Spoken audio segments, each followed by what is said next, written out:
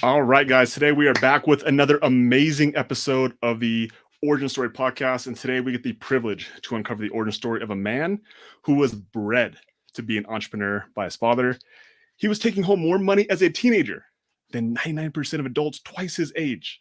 He became CEO of his first company, a grocery wholesale business, by 23, after taking it from zero to $47 million. And then after becoming CEO, he grew it to 600 employees and 1.8 billion in sales by his 30th freaking birthday. Insane, right? But this would not be the Origin Story podcast if we didn't talk about what happens when not only things are going great, but what happens when things come crashing down. And that is a true testament of a man's character, is how he responds when he goes to zero. And that's exactly what happened to our guest nearly 20 years ago. He lost everything: his money, his reputation, pride, even his wife and his ego. But 20 years ago, he also got the opportunity to make a decision to blame the game or take 100% responsibility and find a way to continue to play. Our guest, with the help of his girlfriend at the time, now his wife of over 18 years, picked himself back up again, got into the game of wholesaling again, but this time it was real estate. And while everybody was struggling and losing their businesses in the Great Recession, 2007, 2008, his business was exploding, right? Our guest coined the term and started reverse wholesaling before it was a thing. He has a business that does flipping. He has wholesale business, and he has a business that offers turnkey properties to investors, along with being an author, an educator, and a mentor to so many people. Today, I have the honor to introduce you guys to Kent Clothier. So thank you, Kent, so much for being on here. Everyone's super excited. Comments are already starting to blow up here. It's amazing. So Sam Singh, if you don't mind, bring us in. Let's go. Yeah, Kent, again, it is an absolute honor to have you here. And one of the things that we like to do on the Origin Story is we want to inspire people to meaningful action to hopefully pursue entrepreneurialism, whether it's real estate investing, whether it's something else, and meaningful action that can help them change their lives. And one of my mentors taught me that people, they may not always be able to relate to the success. They may not relate to the millions and the mansions and the fast cars, but what they can relate to is the journeys, the struggles, the pitfalls. And that's something that may not always be talked about in people's origin stories. So here, that's exactly what we want to hear about. We want to hear about the success and the accolades, and we're going to get there. But we want to see how Kent went from having an empire to losing it all, and then bouncing back in a massive, massive way to where you are now. So again, it is an absolute honor for me to be able to be here with you, Logan, with you. Kent, lead us in. Let's hear the origin story. Yeah, man, let's talk about it. So yeah, as you guys alluded to, I got started, at a young age in a grocery arbitrage business, which back then was basically, boiling it down, is flipping truckloads of groceries, right? So manufacturers would sell something for a discounted price in one market. I would go into that market and buy up as many truckloads of Kraft mac and cheese, or Kleenex, or you name it, Heinz ketchup. It didn't matter. If it was being sold at a discount in one market, I knew I could go buy it and turn around and go flip it into other retailers and distributors where they were paying list price for the product. So I never manufactured one thing, just played in between the lines. Basically, anytime, there is an inefficiency in any market, there is an opportunity. And it was something that manufacturers created and continue to create to this very day.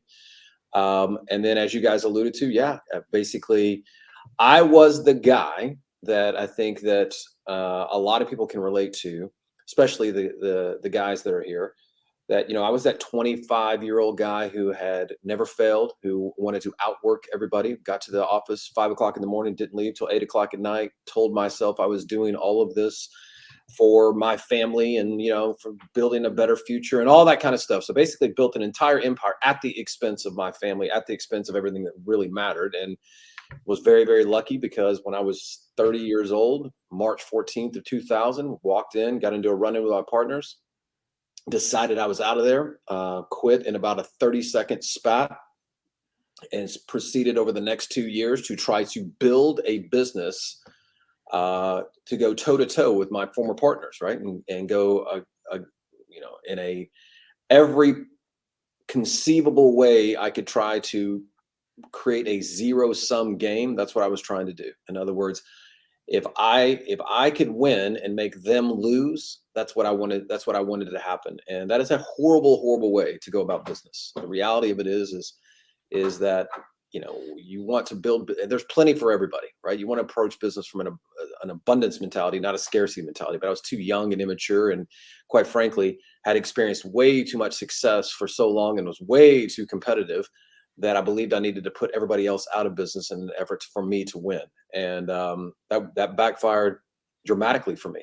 And so over a course of a couple of years, I proceeded to lose every single thing that I'd ever owned, between legal battles and bad business decisions and you name it. If I could have screwed it up, I was working hard to screw it up in those 2 years. And so, yeah, ended up basically in real estate because I had nowhere else to turn, right? Guys, I'm a product of, you know, you talk about an origin story. When you are just desperate enough to where you have nowhere to go but up, it is an extremely powerful place to be in. You know, and when you're at your weakest is probably when you are your most powerful, because you are forced to make decisions. You are forced to be put into a place to where effectively you have no options, right? We've all heard the story of burn the boats, right? Hernando Cortez, like when he went on the beaches in Central America and to go take on the natives and seize the gold, he instructed his soldiers when they got to the shores to burn the boats. Therefore, they had no option. The only way home was they were going to get the gold and they would have to build new boats. And therefore, his troops were very, very motivated. And I think that, you know, it's the perfect analogy for when you are starting out in a business. Many, many, many people, I would argue the vast majority of people, want to tiptoe. And I get it, right? They want that security. They want that, you know, well, I will do X when Y happens. When I know this will work, then I will walk away from a job or whatever the case may be. But for me personally, I had run out of all the options. I had burnt every relationship on the way down because it wasn't just good enough to lose all my money. I had to actually burn every relationship, you know, crush every friendship, go through a divorce, do all the things where I had zero options. So the only thing I could possibly do was try to start over. And I am a product of one of those late night infomercials, right? Those guys that you see talk about, hey, come on down. We'll show you how to buy houses with no money, no credit. I'm that guy. I went. And the difference between me and the other 1,000 people in the room is I was in the right headspace where I had to do something, right? Failure was not an option. A lot of people were kicking tires. I just wasn't in the mode of kicking tires. I was in the mode of, I've got to figure something out. I cannot be broke. And I went after it very, very vigorously. It was a hustle. It was a grind. I was, you know, working my tail off, doing whatever it took to make it happen.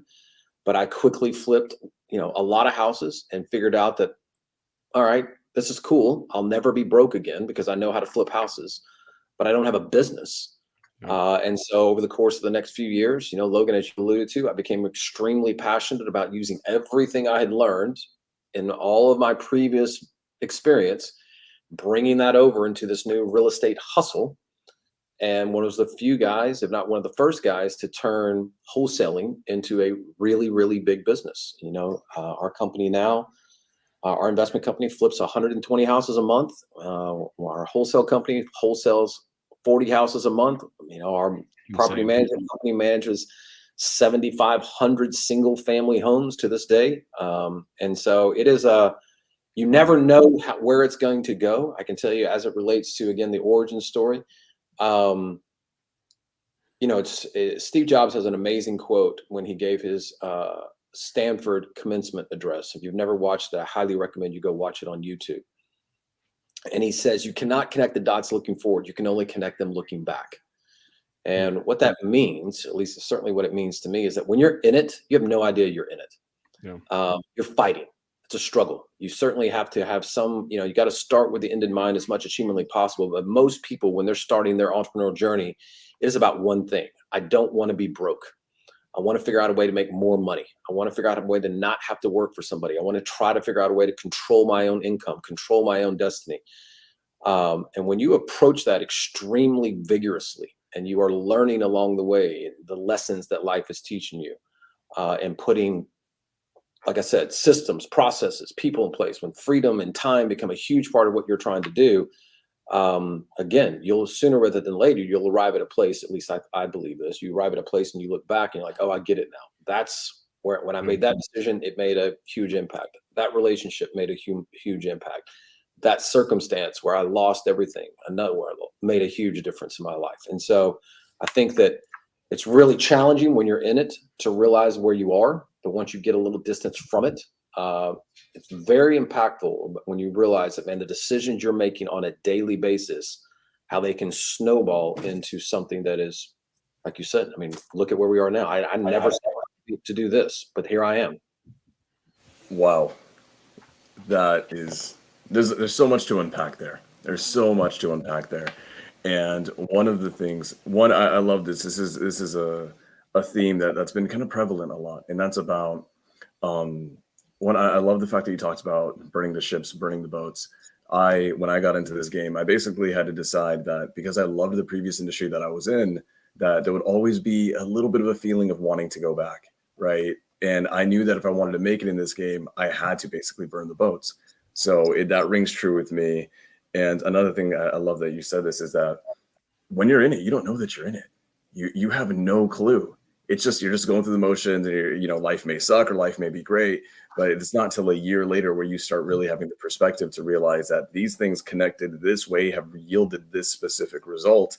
And this is we had the honor of having Robert Wensley come on the podcast, and he personally one day told me when I first met him, and he said, Sam, you may not realize it yet, but you're all just one conversation, one text, one meeting, one relationship away from the entire trajectory of your life changing.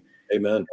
And I'm so glad to hear this. I'm always looking, when we bring on people like yourself who are so amazing, not just in business, but you've had amazing life experiences to back up your perspective. I'm always looking for those commonalities. And that's one that I'm always seeing, is that the awareness of realizing that we're all just one day away from everything changing. Well, the reality is it's hard when you're young and you're going after things, right? I was that guy, like you guys are right now, like where you are. You've got everything ahead of you. You're going as hard and as fast as you can. You believe passionately in what you're doing, etc. But that's extremely slippery slope. And what I mean by that is that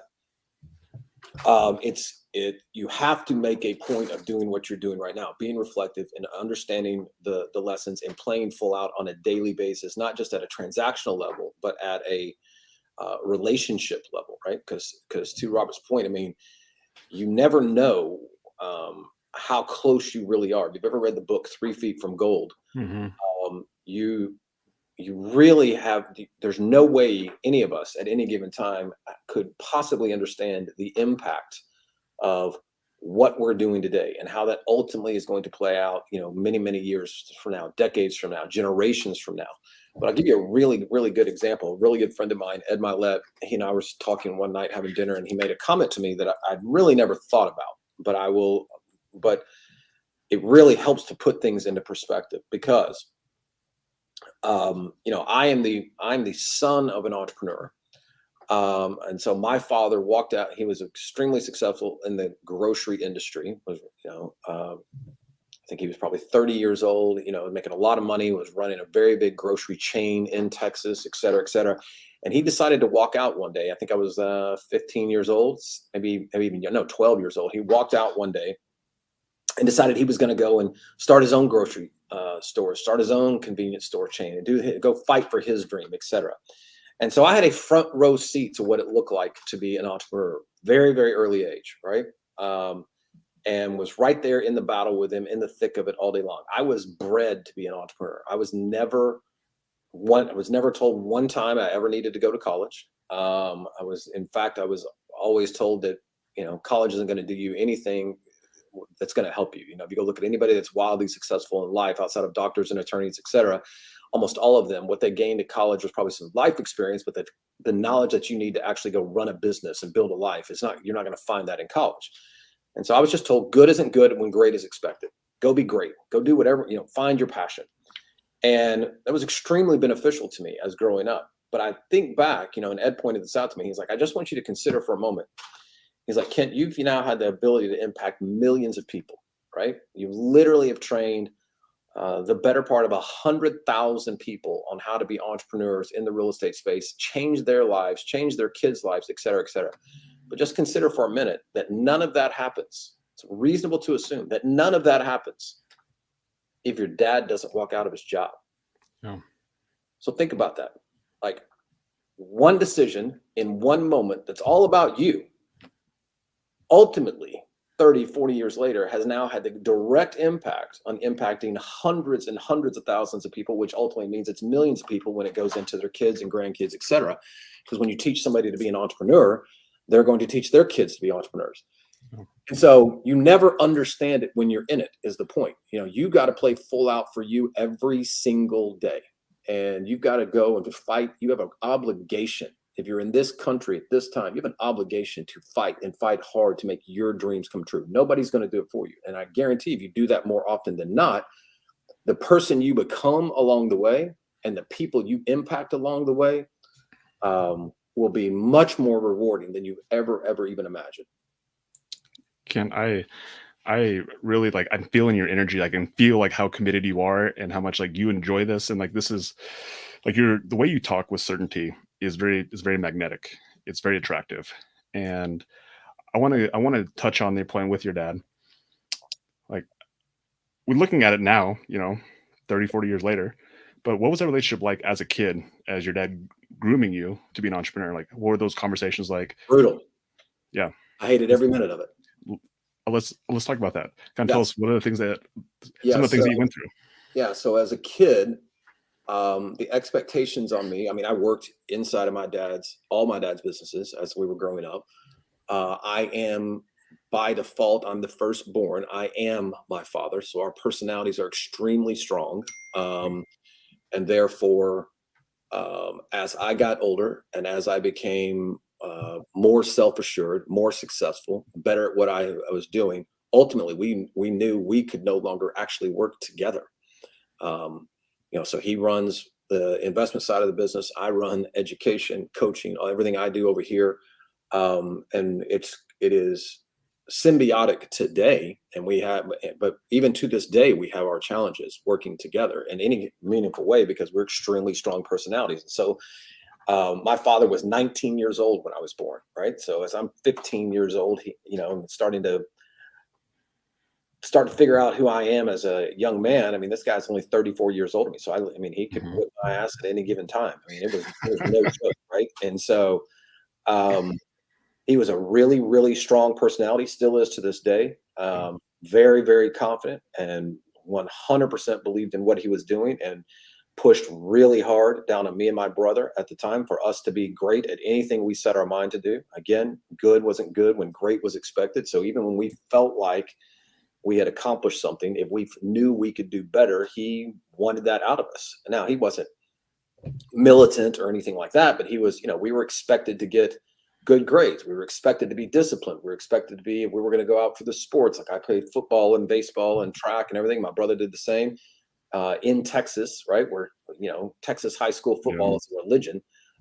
We were expected to be, the best on the field if that was possible for us. And a lot of that along the way, you don't get to a place where you're running a $2 billion a year company when you're 30 years old without having some real world experience, number one, and being groomed to make that happen. Along the way, I hated every bit of it. But as I got older in life, I realized how big of a gift it actually was, right? And so, again, when you're in it, really hard to appreciate it, but able to connect the dots when you're looking back. I wouldn't change anything about it because ultimately I don't think I would be the guy that I am today if I hadn't been brought up the way I was brought up. But I can tell you, growing up in that environment, especially as a young man, was not particularly enjoyable. So as the audience listening, most of them are not going to have an opportunity where they grew up in a household like that, where they have an entrepreneur father who's going to basically be their mentor. And so you obviously throughout the years now have been you are now an educator, you are a mentor as well. So how has that impacted your ability now to be a mentor and coach? Like, do you use a lot of that same philosophy and things that you learned when you coach people? Like, are you like to the point? Tell us a little bit about your style of how you help. My style It's a great question. My style is extremely, brutally honest, extremely authentic. I do not pull any punches with anybody, whether I've known you for 5 minutes or I've known you for 50 years. I don't care. I am all about one very specific thing in life, and that is collapsing time. Yeah. I believe passionately that we have a very, very finite amount of time on this planet, and nobody knows. The clock is ticking on every single one of us. Nobody gets out alive. Everybody's got an expiration date. Nobody knows what it is. And so you have a responsibility to be in a hurry to wring everything out of life that you possibly can. And so as it relates to coaching somebody, I'm focused on results. I am focused on creating the outcome as fast as humanly possible. I do not have time, nor will I, and I hope the people I'm working with appreciate it, and inevitably they do, that I do not have time to sit around and make sure that this message is crafted perfectly for you so that you feel, cupcakes and rainbows and sunshine. And, I'm empathetic. I want you to, receive everything I'm telling you well, but at the end of the day, it is really about, I want the best for you as fast as humanly possible. I want to get you the result. Let's figure out exactly where your business is, where your life is, where you are both personally and professionally. What are the things that you're shooting for? How can we back into understanding exactly what the steps are that need to be taken to putting the business in a place where it is truly a business and it is no longer a hustle? Because most people get trapped believing that they own a business when they don't. What they own is a job. I guarantee you there's people that are watching this right now that they are, self-employed. They might probably even high income earners, but it's real easy to know whether you have a job or business. I mean, just stop. Just leave. Yeah. And if there's more money in your bank account in 2 months, when you come back, then you probably have a business. If there's not more money in your bank account and the entire thing has fallen apart, then you own a job. And I believe that if we have come that far, that we have a responsibility to try to figure out how to go further. We didn't come this far to just come this far. And so that's what I'm extremely passionate about, is showing people how to take that thing they've created, which is really hard to do, right? It's really hard to get where you are completely self-sufficient and you do not have to, nobody gets to control your income. That's really hard to get to that place. But then if you got there, I think you can, there are certain, it's a different way of thinking, but there's for sure through people, processes, automation, leverage, there are all kinds of ways to now turn it into a business where it really allows you to do what most people, how they would define success is to own their own time. Be able to go anywhere they want to go with whoever they want to go, where money is no object, and spend months or weeks out of the country, traveling the world, going on church, doing missionary work, whatever it is, but know that they're set up for life. And that is completely possible, probably more now than ever before. It just requires getting around people who have done it, who understand how to do it, how to express that training to you very specifically, and who won't listen to any of your bullshit and allow you to give yourself that own, your own kind of stuff mentally that is holding you back. They're going to push you. They're going to hold you accountable. And that's my style. So, and a lot of people need that. I think right now, especially when you talk about the people they've become self-sustaining and they're at a point where they need to scale, right? Scale their businesses, scale their lives. The reality is, I think a lot of them actually need not the hand holding, or like pulling punches. They actually need the directives so they can understand to operate with urgency, which is a theme that I've actually been noticing a lot with people I talk to is urgency is not always there. So when you say collapsing time, that's amazing. I want to ask, because being a leader and a teacher and an educator and a coach, there's a lot of sacrifice in it. And I know Logan and I, we've already gauged that we can tell just by being here that you are so passionate about this, not just entrepreneurship, but just being able to change your life and helping other people change their lives. But when you pour into other human beings the way that you do, the way that we've seen you do, I know that even if you're direct with it, blunt with it, or maybe a little bit short with your delivery of it, it still takes a lot of you to do that. So being an educator is something that I look at and I'm like, that's amazing. We need the best educators in the world, especially in our space, in the world of entrepreneurialism. But what drove you to do that? Because the reality is, in my opinion, that is a position of sacrifice, because you have to give up your time, your energy, Well, I and think there's a lot to it. yeah, no, I don't think. I think both things can be true. I think if you look through a certain lens, for sure there is sacrifice. But if a couple things, I think you have, when you are building a real business, I think where a lot of people get off track is that they inevitably are chasing money.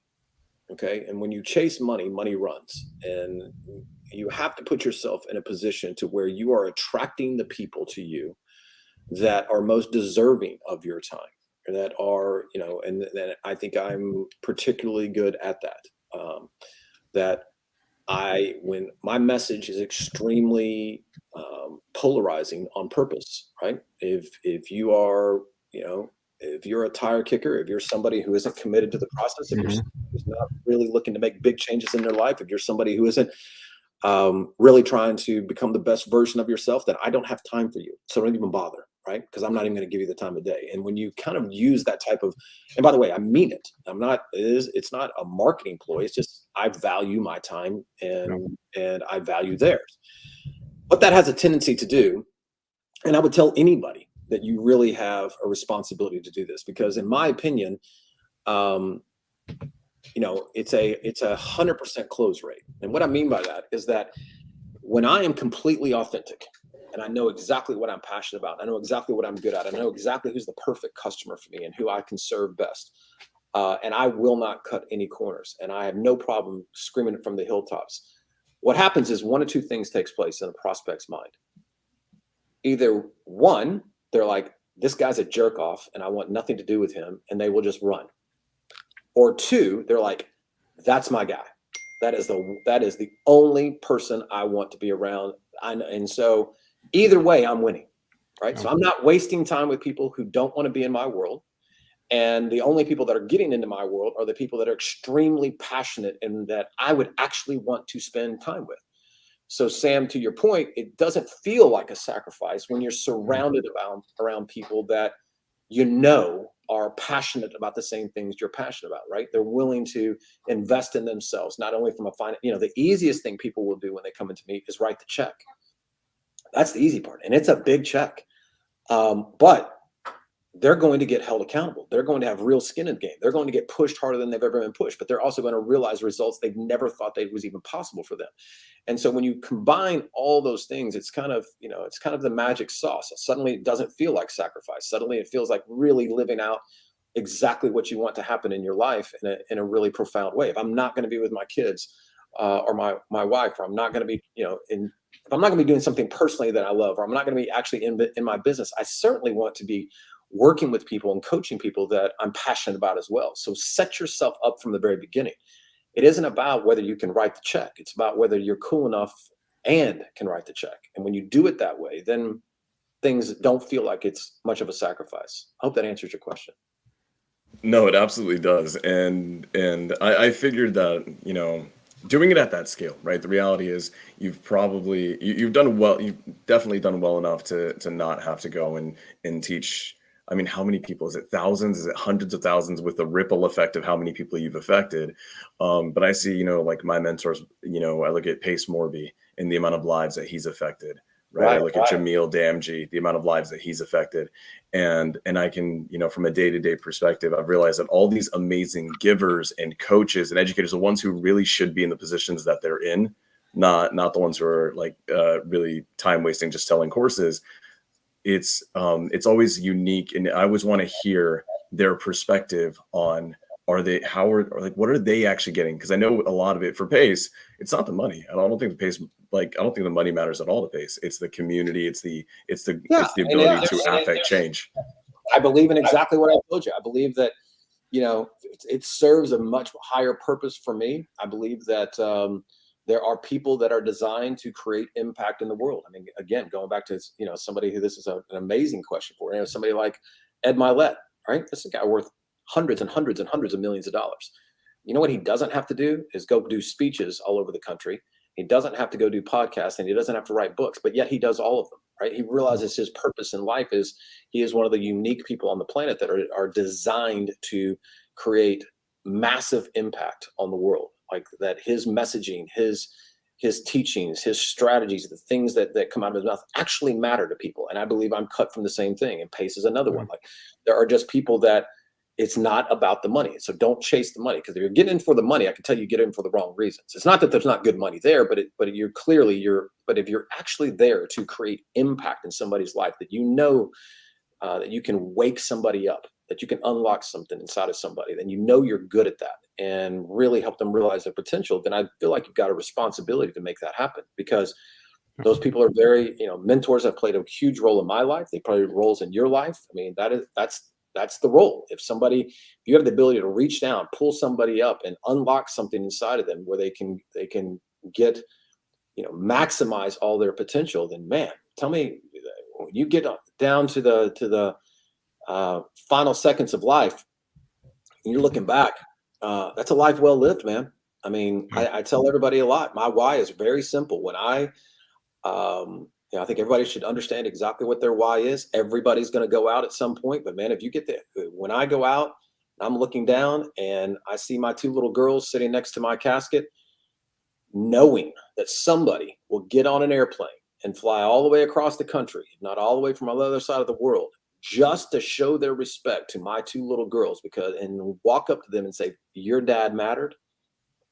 When that goes down, if one person does that, that is a life well lived. And so that's what I'm setting out to do, is make sure that somebody at the end of the day will walk up to my kids and say, man, your dad really mattered. Yeah, that right there, like it hit me really good with two daughters, 12 and 3 years old. Like that resonated with me so much, just to like have that be a vision of what the end is in mind, right? And I think that's a lot what he talked about as well, is like when you have the end in mind, all of a sudden the path to get there becomes a lot more clear. And it's very evident that you are someone who has amazing vision. Obviously hearing your story, but you have a vision, you know what you want, and that's why you're so, like, you're very confident, you're very certain, and again, something truly respect a ton. When was that point when you were creating these businesses, growing these businesses, where the tipping point became that you wanted to become an educator, that you wanted to also now start to like reach out hand backwards and help the next generation come? Like, when did that happen? Yeah, so I never set out to do any of this. I was running a very successful business, was very focused on scaling my real estate business. I think you alluded to it in the introduction. Basically, what happened was I was one of the few guys that was running a wholesaling operation as a real business, right? So I was wholesaling at the time 350 houses a year, and the Great Recession hit. And when that hit, 95% of my competition went out of business virtually overnight, right? Because they were playing the game that a lot of guys are getting caught, that have just got caught playing in this world, right? Believing their own BS, thinking they're better than they are. They're just riding the market up. They're not doing anything to actually structure it, make it into a business, nothing like that. And I had, in the background, built an entire organization that was doing extremely well. Most important thing I had done was I did not need money. I was strictly focused on selling to cash buyers. Nobody else in the industry even heard of something like that. I had gone off and developed a piece of software that would go and find all the buyers in any market. And I had done it manually for years. And it was the same methodology that I used in the grocery business, right? And so when I used it in my real estate business, I basically had a stable full of really, really great cash buyers that I knew exactly what they wanted to buy, the exact neighborhoods, et cetera, price. And I was feeding them. And so when the recession hit, they just wanted to buy more. And so my business exploded. And so not only did everybody go out of business, but this one guy down in Florida, his business takes off. And that got a lot of attention.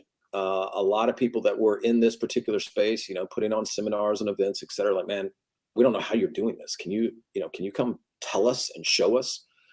And that's how I got started. I mean, basically, I started going and delivering speeches and telling people this is exactly how we do it. And then if you want, I'll sell you my software. And so I came out with the very first piece of software out there. It was called Find Cash Buyers Now. This was pre PropStream or RealFlow. I mean, we were the ones who created that entire database, right? And then I quickly came out and showed people how I was doing the exact same thing. I'm finding private lenders for our projects. And so before I knew it, I mean, inside this is 2009, suddenly I'm traveling all over the country giving speeches, but at the exact same time, we have a software business that just exploded, right? We went from, keep in mind, nobody had any money. And suddenly this guy comes up and says, I'm just going to show you who all the cash buyers are in your backyard. I'm going to give you the tools to go market to them, and then you'll have all the money you need. So it was like, I'm the second coming of Christ here, right? Everybody needed us. And so we went from zero to, tens of thousands of software users like that. So suddenly I'm in the software business. I have got to solve real problems to be in that business. And a byproduct of that was along the way, people were like, hey, can you actually show us how this reverse wholesaling methodology worked? And so we started training people to do exactly what we were doing. It wasn't even really a business at this point. The software thing was, but the training company wasn't. And so before we knew it, we invested a lot of money making sure that we were putting out good education, et cetera. And again, fast forward now, 60,000 people have bought our courses over the years. Tens of thousands of people still use our software to this day. And it's not just buyers, but it's the lenders and it's the sellers. And this is, again, PropStream, hats off to all those guys, but clearly the genesis of all of that came from us. And then ultimately there's been many other people throughout the years that have figured out a better way to do that, a better mousetrap. But that was where all that was born out of. We basically just showed people what we were doing. And by virtue of doing that, it kind of put us in that game. And then, as we got really good at it, then it became really obvious to me that there were levels to this, that we could show new people how to get into it. But in order for us to keep growing as an organization, we need to surround ourselves with the very best in the industry as well. And so about 10 years ago, we started the Boardroom Mastermind. And that's about 180 of the best real estate investors in the country that get together. And so, as people evolve and they go through their own ascension inside this business, and we have just kind of continued to grow with them. And it's been a great journey. I'm extremely excited about it, but I never set out to do any of it. I mean, all I was trying to do was just help as many people as I could as people were asking me for the help. It goes right back to it. When you're in the thick of it, when you're doing it, you may not have realized that the first time you were asked to speak on a stage and talk about the software that you had been using that allowed you to crush it during the recession, you may not have realized that it was just trickling to this mass effect that you've had. That's exactly right. And then you get, it's always an honor when somebody like Pace or whoever else, most of the guys out there in the industry that are highly respected at some point, again, never knowing it when you're in it, they come up to you and they're like, man, I got into this business because of you, or you've had a massive impact on me, or I watched all your shit, 10 years ago, whatever it is. There was no, I would love to tell you there was this big architected master plan. The reality of it is just keep moving, man, keep going. And the moment we realize that we've got something, again, the process is very simple.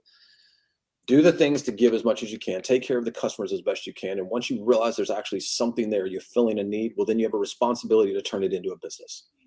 And once that turns into a business, then naturally there's going to be other businesses that kind of start spinning out of it. And so every one of our businesses have ultimately kind of gone through that same organic process. Once we understand we've got something that is extremely valuable and people see value in it, there's demand, then we start figuring out how to put the people and the processes and the leverage in place to make sure we're maximizing that opportunity, because those opportunities do not come along very often. It's a theme that your confidence, you put yourself in a situation and you're confident enough to not know exactly how it's going to play out, but the fact that you trust that your instincts and you trust that your intention is always to solve the problem. It's always to create value. And when that becomes your compass, the next skill set is just for you to have the belief in yourself that you'll put yourself in a situation, you're back against the wall, burn the boat, that you're going to take responsibility for that. And it just goes back to the story we talk about when you lost everything. Like, you took the responsibility of saying, I got to figure this out. I got to pick this up, not blaming ex-partners or blaming whatever it was, like you took the responsibility. And I think that's something that you've just demonstrated so powerfully that if people are not picking up, like, Well, that's and what I'm picking up. I want to correct something you just said there, Logan, because going through, when you lose, going through the grieving process and doing the blaming stuff, I believe is a natural part of it, right? Don't kid yourself. I for sure went through that. Totally. It's how long do you stay in that space is what it's all about, right? You're going to get defined by those moments one way or the other.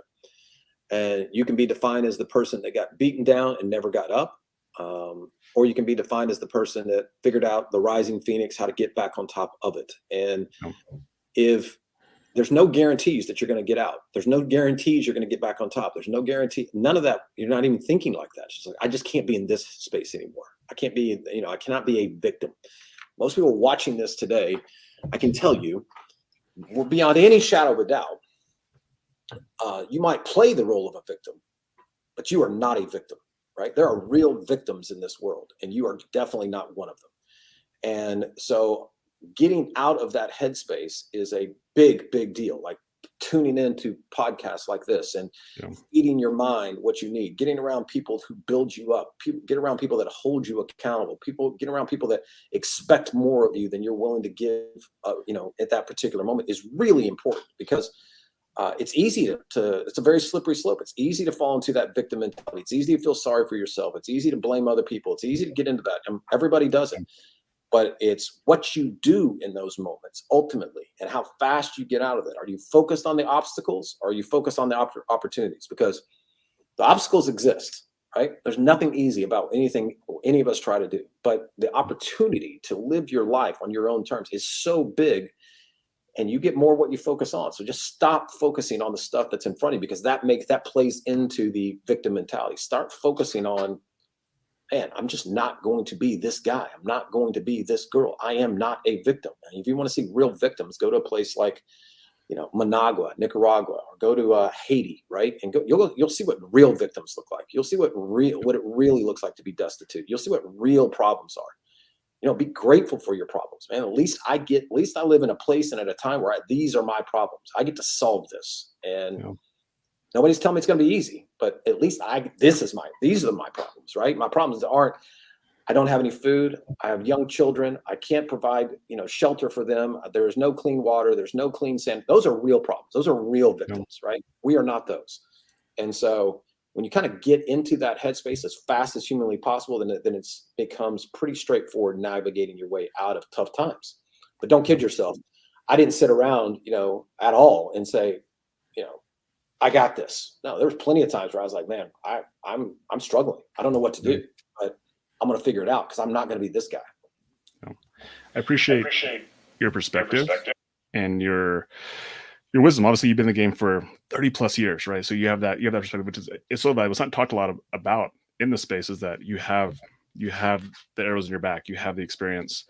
And I think the way you said it is actually much more useful for the listener, is that your reaction is going to be to maybe get scared, maybe to blame, maybe to point your finger, but your response can be something that you choose. You can choose to say, I'm going to figure this out. I'm going to make sure that I turn this into the best things that are happening, rather than this is the reason why I'm not successful. And I think that perspective that you shared is a much better way to look at it, because I think people, if they feel sad or they feel like beat down, they feel like they shouldn't maybe feel that way, but that's just a reaction. That's just like how we are naturally inclined. And that's part of all of our experience. Like Sam felt that, I felt that, you've obviously felt that. And so your response to that was amazing. So I really want to ask this. So about a week ago, I did a training for a few hundred new investors, and just showing them how to get plugged into the REI business, as newbies. And one of the things that we went over is, obviously we always start with clarity, with mindset, and I really wanted to ask them about their fears, because I wanted to see what other people's fears looked like, because other people, they have different lives, they have different scenarios, circumstances. And when we sit here and we listen to you, because you speak with so much clarity and conviction, it's like, I know Logan, I don't know, well, actually, I don't know about Logan, but for me, I've been taken back this whole time by it, because it's just, you don't run into this energy at all very often. It's so rare. So, I mean, are there are there fears that you currently have, or I mean, have you just gotten to a point where you've been able to extinguish all of those? No, dude, I have fear every day. I mean, here's the difference, right? People that are trapped by fear they're trapped by a fear of failure. They're trapped by a fear of judgment, right? When you realize, and again, as you get older, this becomes just even more clear, but when you realize that you're going to get judged either way, right? So if you're brand new to this game and I'm afraid of talking to a buyer or talking to a seller, and what if I don't know the answers, or what am my family going to say if I go out and try something new? Let me help you understand something. Do nothing and they're still going to judge you. Yeah. That's just I mean, between social media and what's going on in the world out there today, everybody's got an opinion on everybody's life. And they're not afraid to go put it on blast on a daily basis. And so you're going to get judged regardless of what happens in life. So you might as well get judged by trying to fight for a dream. There's no nobility in being trapped by the fear of failure. When you can reposition fear and have a healthy fear of regret, that is when life gets really good. In other words, I have fear. I have a lot of fear. My fear that I live with on a daily basis is a fear of regret. Could I have done more? Could I have created more experiences? Could I have done more to create more impact in the world? Could I have done better in business and in life, as a husband, as a father, as a brother, as a son? That's a very healthy fear. And I have a fear of time. Like, I want to make sure that I am wringing everything out of every moment that I have. So fear is a very real emotion. Positioning fear correctly, it suddenly puts the wind at your back instead of the headwind in front of you. I just fear regret much more than I fear failure. I am not afraid of losing everything. And part of that comes from having lost everything. Yeah. I have that wisdom. I have that experience. If you'd asked me in my 20s, what would happen if I lost everything? I guarantee you, I would have told you my life was over. That how would I ever recover? But once you actually figure out that stuff doesn't kill you, and that you will survive, and you have survived 100% of your worst days, when you gain some of that wisdom and some of that knowledge and some of that experience, for sure, you become a much more powerful human being, because you just refuse to. I mean, think of it when you're a child, right? And how naive you are. And most of us don't even remember this, but we certainly know the analogy that, and we were little guys and we were out there jumping off of couches and jumping off the top of bunk beds and jumping off of coffee tables and, doing dumb crap in the backyard. And, we were doing why would we do it? Because we had no appreciation that we could actually get hurt. Yeah. Right? We didn't have any kind of wisdom or experience that told us that we could get hurt. So we were fearless. We believed we could do anything. And what happens is, as people get down in their life, the world is beating them up. The world is basically somehow trained them through their friends and their family and the media and everything else that they should be afraid of taking risks. They should be afraid of putting themselves out there. They should be afraid of making themselves vulnerable, of fighting for a dream, and nothing can be further from the truth. Remember how you were when you were a kid, that naivety where you believed that you could accomplish anything. And when you believed that you could accomplish anything, you naturally just went for it all. You did it all the time. And having a healthy dose of that in your life and exercising that and flexing that muscle is extremely powerful. And then, the last thing I would share with you as it relates to it is, what choice do you have? I mean, if you were talking to 200 brand new investors and they were fearful, which is natural, but if you educated them on just how fast life is slipping through their hands, the average American male lives to 78, average American female lives to 82. If you just go subtract your current age from that number and you go multiply that times 365, that is how many days you have left on this planet, statistically speaking. You go put that number on a whiteboard, and you go put that number on a monitor, or you go put that number in your car, you go put that number on your master bedroom, the bathroom, and where you brush your teeth and comb your hair in the morning. You count that number down every day. Take a dry erase marker and write it up there on that mirror. And every day when you wake up and you get done brushing your teeth, you go and count down that number every day and watch your life tick away. I promise you, you will get empowered really quick to start taking action, and you'll stop living in this fear of what other people think or falling down or anything else. Man, that's a fear of regret. Like I want every one of those days to be amazing. I have no intention of not getting everything I can out of every one. And any day I don't, I'm trying to make up for it on the next one. And I believe when you have that kind of accountability to yourself, and you have a healthy appreciation for fear, not the other side, that's a key ingredient to being really successful. Yeah. You know what you said right there, just it rings so true. I actually got a gift from one of my mentors named Dr. Trevor Kashi. He gave me this gift. I'm looking at it right here. It's called a life calendar. And it's exactly what you said. And it's a stoic calendar. And I put a little X on there where I'm at. And this one goes to 90. So probably 12 years long. But I look at it every single day. And that's exactly what it is. And there's a little message down below that says, wait, but why? Right. And so it's like one of those, just like behind you, that time is now. It's like, it's that message, like something that sinks in. That's like, I could put this off, but wait, but why? Or the time is now. Like whatever that motto is for you, whatever resonates, it's like time to take action because tomorrow is not promised.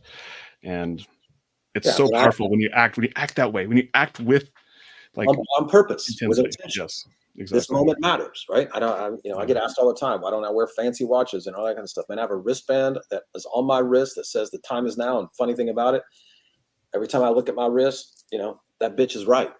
And all the watch I need. And I would tell you that just, when you kind of get more into that headspace and have a healthy appreciation for the moment that you're in and to do as much with it as you possibly can, I think you string enough of that together, and you get a guy like me, some redneck from Dallas, Texas, that never went to college, barely graduated from high school. But man, if I can do it, anybody can do it. I can tell you that for sure. This is not about knowing more. It is not about being really educated. It's not. It's about just taking action in the moment and going for it, and being willing to fall down along the way. That's what it's about. You've stressed how important time is and how much you maximize time. Obviously, your friend Ed Milet, same thing. Like he talks about a lot of his stuff, how he like breaks his days down into like 3 days. Like he's got 3 days in a day. His 6-hour increments, amazing. A lot of these successful people that I also know personally, they're like very diligent about their time. They're intentional as you proceeded. And so as we start talking about another concept we talked about is the end in mind. Like for the rest of this year, like what is your intention for the rest of the year? I know you have an event coming up, Scale and Escape. What else do you have on the agenda for the rest of the year for you personally? We have, our boardroom mastermind. We've got 3 more events for the rest of the year for that. As you mentioned, we have our Scale and Escape. We've got a lot of, our goal right now is to try to maximize our reach, both in our investment business and in our education business, specifically at the mastermind level, to try to, there's a huge gap in the industry, that I think I am uniquely qualified to address, right? There's a lot of people who talk to the brand new investors as they come into the space. I spent many, many years doing that. There's very, very few people who are qualified to talk to somebody about taking their hustle and turning it into a real business, right? And I think I'm uniquely positioned to do that. And so it's kind of become our mission over the last several years to really, really focus on the guys and girls that are out there that are high income earners, but they are still struggling with how to turn it into a business. And we are again very, very focused on trying to get in front of as many of those people as humanly possible, and kind of give them the keys to the kingdom, because there is a very specific framework that is not theoretical. We've proven it time and time again. We've built dozens of multi-million-dollar businesses doing it. That if you follow a very kind of specific framework and are super intentional with the moves that you make, when you make them, the sequence, the order, then you are putting yourself in the best position to actually scale a business and ultimately escape, kind of the grind there, right? And I think that to me is, not only the rest of the year, but for the foreseeable future for us, we are very, very focused on is making sure that message gets into as many hands of as many people as possible. It's amazing. If you guys are not following Kent, go to Kent Clothier. He's on Instagram. Go to kentclothier.com. And if somebody is like I want to get into your airspace. Obviously, you have all the free stuff out there. You have a YouTube channel. You have lots of interviews. So again, like go watch lots of interviews. Obviously, watch this interview over and over again. However, if somebody wants to get into your airspace and they want to, they want to pay. Like where should somebody come in? Obviously, everyone's a little different situation, but is attend this Scale and Escape, is that a good? For sure. If you want, go to scaleandescape.com for sure. If you're the right fit, and you're really trying to take it to the next level, that is a great place to get a really good drinking from the fire hose kind of experience to get into our world, right? Where you're going to get a lot of information. You're going to get a lot of exposure to me, my team. Ed Milet will be there. A lot of really high profile people will be there. A lot of our boardroom mastermind. You want to hang around the best in the business. That's a great place to go. And so I would highly recommend that. If not, for sure, just hit me up on Instagram and, we can begin the conversation there. It's not only monitored by me, but it's monitored by my team. Just hit me up with the DMs and we can start having a conversation there. You can always go to kentclothier.com. If you really want to get into our world, you can always go to theboardroommastermind.com. But again, we certainly have all the resources and everything to help the new investor. But to your point, if you really want to get the full immersion and get the flavor of the week as it relates to Kent, really have me involved in your world, probably the Boardroom Mastermind or scaleandescape.com. Yeah. And that event's coming up on September 9th through the 11th.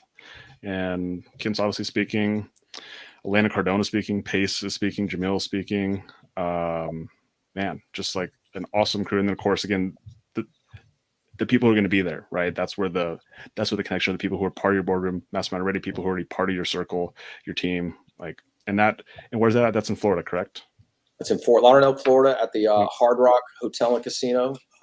Right there, we've got a couple surprises that we'll announce here in the next couple of weeks. We've got a couple cool celebrity business guys and girls coming in, even bigger than we've already announced.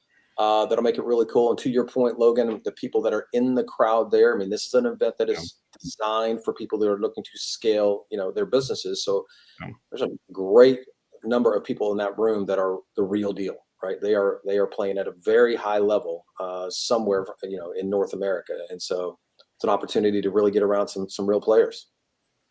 I think that's one of the values I see in that you're doing. I see as these events start to shift more to like the value is not just you, obviously, like you're super valuable, your experience, but you're making more about the networking and bringing other people. And I think that's something really powerful in that as well. Like something actually really, really powerful in that. And it shows just kind of the person you are, who's truly like you're trying to give rather than just be the star. But by default, you become the star, which is pretty cool, actually. Which doesn't hurt. This is, I mean, I got to say this is one, it's something that I want to hit back on. You mentioned this, and we're talking about attracting the right people in this circle. And it's that you said that you are uniquely qualified for this. And I've been following you for a long time now, and getting to meet you and share space with you right now, I 100% agree that there is something about you where there's that old saying, right? Your vibe attracts your tribe. And 100%, I can only imagine what that room's going to be like. And so, Logan's one person who taught me this. He actually taught me that when you go to these events, a lot of times the value isn't actually sitting in the seat listening to the speaker. The value is actually in the hallway connecting with all the other people there. Yeah. And I think you've done a phenomenal job at finding a way to fill that room, everyone in that room, with the highest quality people out there. Yeah, I'm definitely, man, I'm an acquired taste. I can tell you that, right? I'm unapologetic about it. But if you are attracted to people who are trying to achieve amazing things in life, again, personally and professionally, who are already playing at a high level and want to challenge themselves to that room will be filled with those types of people. And when you put that caliber of people in the room,